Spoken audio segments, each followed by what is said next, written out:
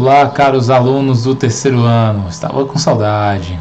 Professor jovem na área, falando agora sobre segurança da informação, um assunto que versa sobre proteção, ok? Vamos falar agora sobre proteção. E aí, nessa aula, iremos tratar aqui sobre estes softwares aqui desta coluna, ok? Então vamos lá, vamos na fé. Primeiro aqui, antivírus. Antivírus é um software que protege o computador contra vírus, obviamente. Mas, professor, o que é um vírus de computador? Um vírus de computador é um software, um programa que possui seu código malicioso, certo? E esse código malicioso, uma de suas características é que ele precisa se hospedar em um arquivo do computador, ok? Esse arquivo pode ser um arquivo do sistema operacional, um arquivo de algum aplicativo ou de algum utilitário. Mas o vírus ele precisa se hospedar, se alojar em um outro programa para que ele possa desempenhar a sua função. E qual é essa função? Quando a gente pensa em criar um vírus, a intenção é, o meu objetivo é destruir ou parar o funcionamento de algum software, certo? Ou então prejudicar as informações que eu tenho em uma determinada máquina do usuário, da vítima, do cliente, ok?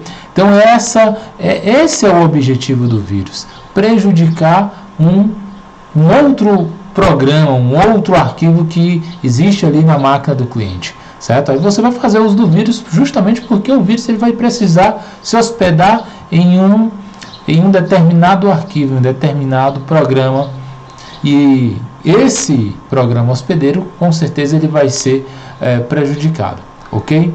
O nosso próximo é um anti-spyware, certo? Então, revisando, o antivírus ele vai servir para proteger contra esses softwares maliciosos, chamados de vírus. Um anti-spyware ele vai te proteger dos spywares. Professor, o que são spywares? São softwares que vão permitir que o teu equipamento seja monitorado. Então, anti-spyware é um software, acompanha comigo, é um software que protege o computador contra softwares de espionagem ou monitoramento, certo? Exemplos de spywares. Spywares é uma categoria, é um nome generalizado. Nós temos vários programas que fazem esse monitoramento, certo? E cada um desses pequenos programinhas, eles têm o seu nome específico, a sua classe específica, ok? Na verdade, a sua subclasse, melhor ainda. Então, por exemplo, exemplos de spyware, nós temos os keyloggers, e aí qual é a função do keylogger? Está monitorando, espionando o que o usuário digita no teclado, ok? Um screenlogger vai servir para quê? Para monitorar o que o usuário está fazendo. Então ele vai monitorar isso como? Tirando fotos, né? Melhor dizendo, ele vai printar a tela toda vez que uma informação for colocada lá, ok? Então esses dois aí são exemplos bem claros de programas spywares, ok? É importante falarmos que tanto o programa antivírus como o programa anti-spam, eles são programas que vão eliminar códigos maliciosos, ok? Então, por exemplo, se uma questão fala sobre um programa que faça a remoção de códigos maliciosos, essa questão, ela provavelmente nas alternativas vai conter ou antivírus ou anti-spyware, ok? Falou em remoção de códigos maliciosos, eu vou estar ou falando de antivírus ou eu vou estar falando de anti-spyware. Os dois fazem a remoção de códigos maliciosos, beleza? Então, qual é a ferramenta que eu vou utilizar para proteger contra um spyware? Um anti-spyware, ok? O anti-phishing. Primeiro, professor, o que é um phishing? Um phishing é a famosa pescaria. Ok, ou seja, acompanha comigo. Anti-phishing é um programa que protege o computador contra phishing, chamada pescaria. O phishing você vai adquirir ele como? Através do e-mail. Phishing você vai adquirir através do e-mail, certo? Então, esse phishing vai atuar da seguinte forma. O cracker, ou a pessoa, o ser maligno, né, que quer encontrar uma possível vítima, ele sai enviando o e-mail para várias pessoas na internet, certo? Ele sai enviando e-mail para várias pessoas. E o que vai conter dentro desse e-mail? Vai conter nesse e-mail algum link, alguma informação que passe uma credibilidade, certo? Por exemplo, um exemplo de phishing bastante conhecido é do Banco Santander. Então você recebe um e-mail dizendo que se trata do Banco Santander, que você deve fazer a atualização dos seus dados cadastrais, certo? Então isso é um exemplo de phishing, ou seja, o phishing vem se passando por uma organização, por uma empresa, certo? Então os atacantes geralmente utilizam empresas como bancos, para que possa obter o maior número de informação possível, certo? Então, baseado nisso, que o phishing ele atua em e-mail, em correio eletrônico, o anti-phishing, programa que vai proteger contra o phishing, ele vai estar lá, ele vai estar nos servidores de correio eletrônico e também como o usuário pode ter no seu computador um programa de e-mail, certo? Como por exemplo o Mozilla Thunderbird, um Microsoft Outlook, que você recebe as mensagens, eu posso ter no meu computador também um programa anti-phishing que vai analisar aquele e-mail e verificar se ele é uma possível fraude ou não, se ele é um possível phishing, ok? O próximo, ainda nessa linha do anti, é antivírus, anti-spyware, anti-phishing. Agora nós temos o anti-spam. E o que é o anti-spam? É o software que bloqueia as mensagens não solicitadas e com fins publicitários. Geralmente, esse software fica no servidor de correio eletrônico. Então, o anti-phishing e o anti-spam, eles têm algo em comum. Os dois vão atuar em correio eletrônico, ok? A diferença, vamos esclarecer um pouquinho mais o que é um spam. Diferente do phishing, certo? Um spam, ele pode simplesmente vir trazendo um anúncio, ok? Uma mensagem, por exemplo, uma fotografia pornográfica de algum site pornográfico, certo? Ele pode trazer anúncios, enfim.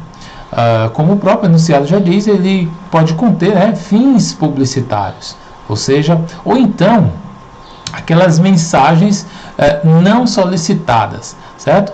Às vezes você começa a receber aí no teu e-mail uma certa mensagem de um determinado destinatário, certo? E aí todo dia aquela empresa manda uma porrada de mensagem para você. Essa mensagem ela não está pedindo que você clique em um determinado link, ou ela pode até ainda pedir, mas essa mensagem ela não está se passando por uma empresa, certo? Ela está se identificando, olha, eu sou a empresa tal, a empresa, por exemplo, a empresa Bombons de Chocolate, todos os dias ela te manda uma mensagem. Esse e-mail é dessa empresa, não é um e-mail falso, como por exemplo um falso e-mail do Santander, como acontece lá na tática de phishing. Não, aqui a empresa ela é verídica. O problema é que todos os dias aquele e-mail daquela empresa ele vai te incomodar. Então esse daí é um exemplo de spam, certo? Esse incômodo que te dá, certo? Dessas inúmeras mensagens, principalmente com fins publicitários, certo? Isso te incomoda. Então, aonde você vai ter um programa para te proteger contra essas mensagens conhecidas como spam? Dentro do teu servidor de correio eletrônico, ok? Mas professor, eu posso ter um monte de spam instalado no meu computador? Sim, você pode ter. E geralmente você não vai nem se preocupar em estar instalando um programa anti-spam, certo? Porque os próprios programas de correio eletrônico ele já traz isso embutido. Os próprios servidores de correio eletrônico, Hotmail, Gmail e todos os demais, eles já trazem isso embutido, ok? Você pode simplesmente só, lá na tua caixa de entrada, selecionar a mensagem e sinalizar ela como um spam. E aí o servidor já vai tratar de todas as vezes que aquela empresa enviar uma mensagem para você, ele já vai barrar, ele já vai proibir aquela mensagem, certo? Porque você sinalizou aquela mensagem como spam. Então, essa é a função do programa anti-spam, ok? Vamos dar continuidade. O próximo é o programa Honeypot, beleza? O que é o Honeypot? O Honeypot, o conhecido pote de mel. E aí você pode até lembrar daqueles desenhos animados que eu acho que, se não me engano, se não me falha a memória, não lembro agora aqui o nome do desenho, mas tinha lá o urso Catatal e tinha um outro. O Catatal, se não me falha a memória, era um pequenininho. Mas enfim, esses ursos, eles eram conquistados facilmente com um pote de mel. Então daí veio essa ideia de honeypot, um pote de mel. Então quando você quer conquistar, não o urso, né, mas você quer conseguir conquistar um atacante, certo? Aí você faz o quê? Você cria uma espécie de pote de mel que vai atrair esse atacante. Ou seja, vamos exemplificar isso na área da informática, né? Deixa eu sair um pouco da analogia. Mas vamos supor que você criou uma empresa e você quer testar se essa empresa está bem segura. Então você criou todo o ambiente seguro, aí você faz o quê? Você cria um segundo ambiente próximo à internet, certo? Que seja mais vulnerável, certo? Você faz isso proposital. Esse segundo ambiente você deixa ele mais vulnerável do que o teu ambiente principal. Qual é a intenção? É saber se esse ambiente que está mais vulnerável, se ele vai ser atacado. E por que ele vai ser atacado, ok? Então essa é a ideia do honeypot, ok? E falando agora do filtro Smart Screen, o filtro Smart Screen, ele é um filtro que ele é um plugin, uma parte que vem no navegador Internet Explorer da Microsoft, da empresa Microsoft, certo? E esse filtro, o que ele faz? Todo site que você acessa, antes do site ser carregado, esse filtro Smart Screen, ele verifica que site é esse, né? E faz uma consulta lá no servidor da Microsoft para saber se esse site consta na lista de sites confiáveis lá no servidor da Microsoft. Se esse site que eu estou tentando acessar tem uma boa reputação sinalizada lá no servidor, numa lista do servidor da Microsoft, se ele tem uma boa reputação, o filtro Smart Screen permite que você acesse ele. Caso contrário, o filtro Smart Screen ele vai avisar que aquele site ele é fraudulento e possivelmente ele vai estar bloqueando o acesso desse site, ok? Gente, esses três nomes, esses três programinhas, certo?